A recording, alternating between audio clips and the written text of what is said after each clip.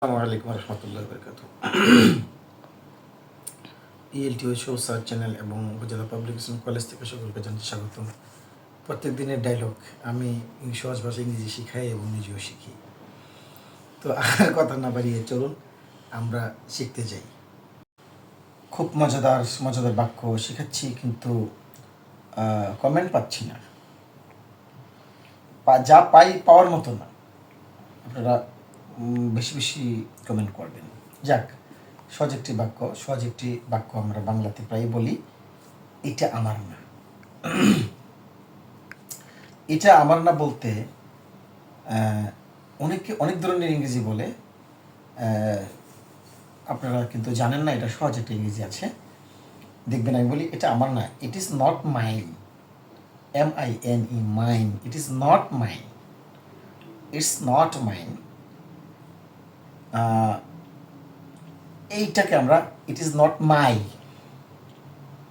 এরকম কিন্তু বলি না, ইট ইজ নট মাইন। কথা ক্লিয়ার? ইট ইজ নট মাইনকে বিদেশিরা একটু ঘুরে বলতে পারে, it is not mine, it is বাদ দাও, আই এন্ট মাইন,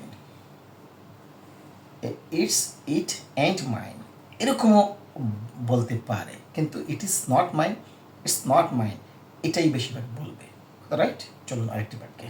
এই পর্যায়ে আমি আরেকটি বাক্য ব্যবহার করব। বাক্যটা খুবই সুন্দর। আমি আগে বাংলাটা বলি, কি চমৎকার। আমরা কিন্তু হোয়াট এ নাইস, হ্যাঁ, হোয়াট এ এরকম অনেক কিছু বলি, হোয়াট এক্সিলেন্ট।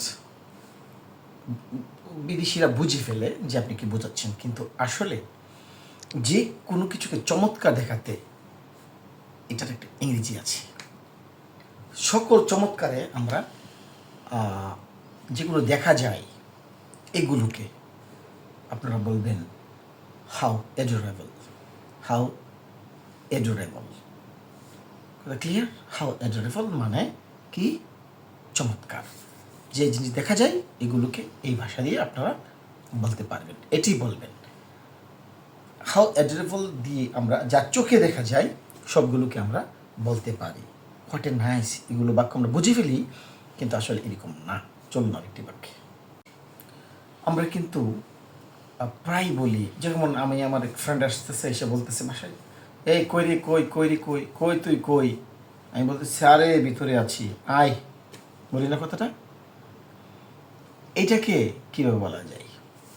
আমি ভিতরে আছি, ভিতরে আছি, আয়। বলি না? এটার একটা ইংরেজি আছে, একটু অপেক্ষা কর, একটু অপেক্ষা কর, আগে ইংরেজিটা এটা শিখি। একটু অপেক্ষা কর, wait a minute, wait a minute, একটু অপেক্ষা কর, ওয়েট এ মিনিট। আর যদি ভিতরে আসতে বলি, বলবো যে স্টেপ ইন প্লিজ। আমরা কিন্তু কাম ইন বলি না, আসলে স্টেপ ইন প্লিজ। যখন কোনো ভিতরে প্রবেশের জন্য অনুমতি দিই, আমরা কাম ইন স্যার, উত্তরটা হবে স্টেপ ইন। তাহলে স্টেপ ইন প্লিজ। ঠিক আছে? আরেকটি নতুন বাক্যের জন্য আমরা তৈরি হয়ে যাই। চলুন ওই বাক্যে। মজাদার মজাদার বাক্য নিয়ে আসতেছি আপনাদের মজা পাওয়ার জন্য, শেখার জন্য। গুরুত্বপূর্ণ একটি বাক্য আপনাদের সামনে হাজির করছি। এটা হলো যোগাযোগ রেখো। আমরা বলি না যে যোগাযোগ রেখো। যোগাযোগ রাখো ইংলিশটা কি? আমরা কিন্তু বলি অনেক টেক কানেক্ট বা কিপ কানেক্ট, এরকম অনেক কিছু বলি না। বিদেশিরা বা অন্যরা বুঝে ফেলে, কিন্তু আসলে এটা ইংরেজি না। অরিজিনাল ইংলিশটা হলো এটার keep in touch. Keep in touch মানে যোগাযোগ রেখো।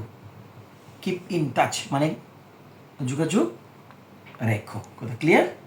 কিপ ইন টাচ মানে যোগাযোগ রেখো। তো কারোর সাথে যোগাযোগ রাখার কথা বলে, যে কোনো যোগাযোগ কী বলবেন? Keep in touch. মনে করো আমার ফ্রেন্ড যাচ্ছে, যোগাযোগ রেখো, কিপ ইন টাচ। এটা কথা ক্লিয়ার? চলুন আরেকটি বাক্যে। তো যোগাযোগ রাখার কথা বলছি, এখন দেখা করার কথা বলবো না? দেখা করো, দেখা করো ইংরেজিটা কি? আমরা কিন্তু বলি মিট, মিট টুমোরো। বলি না কথাটা? আমরা কিন্তু কই গেছিলাম? মিট করতে গেছিলাম। কিন্তু আমি যদি আপনাকে বলি দেখা করো, কালকে দেখা করো বা দেখা করো, দেখা করো ইংলিশটা কি? দেখা করো ইংলিশটা হলো গেট ইন টাচ। যোগাযোগ করো, কিপ ইন টাচ, এর হলো get in touch. Get in touch মানে কি দেখা করিও। গেট ইন টাচ মানে কি দেখা করিও। তো দেখা করো ইংলিশটা কি তার? Get in touch. যোগাযোগ রেখো, কিপ ইন টাচ, দেখা করো, গেট ইন টাচ। কথা ক্লিয়ার? চলুন আরেকটি বাক্যে। সালাম আলাইকুম রহমতুল্লাহ বারাকাতু। বিদায় নিচ্ছি।